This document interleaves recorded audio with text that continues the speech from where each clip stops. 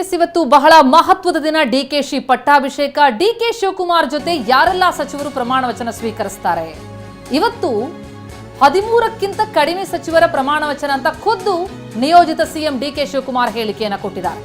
ಈಗಾಗಲೇ ಹಲವರಿಗೆ ಕರೆ ಕೂಡ ಮಾಡಿದ್ದಾರೆ, ಬಹುತೇಕರಿಗೆ ಕರೆ ಹೋಗಿದೆ. 13ಕ್ಕಿಂತ ಕಡಿಮೆ ಸಚಿವರು ಪದಗ್ರಹಣ ಮಾಡ್ತಾರೆ ಅನ್ನುವಂತಹ ಮಾಹಿತಿಯನ್ನ ಖುದ್ದು ಡಿಕೆಶಿ ನೀಡಿದ್ದಾರೆ. The state, they have worked for the state and they have contributed for the state. So all of us have to work together.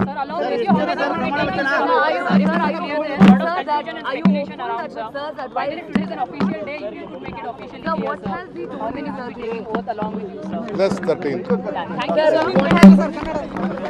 The state, they have worked for the state and they have contributed for the state. So all of us have to work together.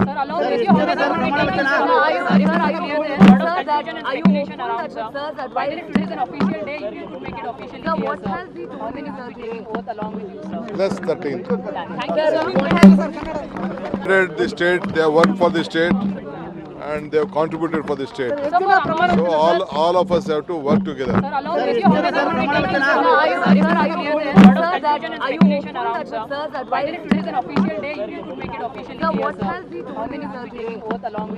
Plus 13.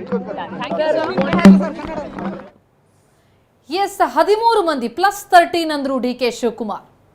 DK Shivakumar ಜೊತೆ 13 ಸಚಿವರು ಪ್ರಮಾಣ ವಚನವನ್ನ ಇವತ್ತು ಸ್ವೀಕರಿಸ್ತಾ ಇದ್ದಾರೆ. ಈಗಾಗಲೇ ಮಾಜಿ ಮುಖ್ಯಮಂತ್ರಿಗಳಿಗೆಲ್ಲ ಆಹ್ವಾನ ಹೋಗಿದ್ದಾಗಿದೆ. ಜೊತೆಗೆ ತಮ್ಮ ಜೊತೆ ಸಂಪುಟಕ್ಕೆ ಸೇರ್ಪಡೆಯಾಗೋರಿಗೆ ಆಹ್ವಾನವನ್ನ ಖುದ್ದು ಕರೆ ಮಾಡಿ ನೀಡಿದ್ದಾರೆ ಡಿಕೆ ಶಿವಕುಮಾರ್. ಆ ಲಿಸ್ಟ್ ಕೂಡ TV9 ಮೇಲೆ ಎಕ್ಸ್ಕ್ಲೂಸಿವ್ ಆಗಿ ಗಮನಿಸ್ತಾ ಇದ್ದೀವಿ. Parameshwar, Ramalinga Reddy, KJ George, Satish Jarkiholi, UT Khader, Muniyappa ಇವರೆಲ್ಲರೂ ಕೂಡ ಸಂಪುಟಕ್ಕೆ ಸೇರ್ಪಡೆಯಾಗ್ತಿದ್ದಾರೆ. 13 ಜನರ ಲಿಸ್ಟ್ ಸಿದ್ಧ ಆಗಿದೆ.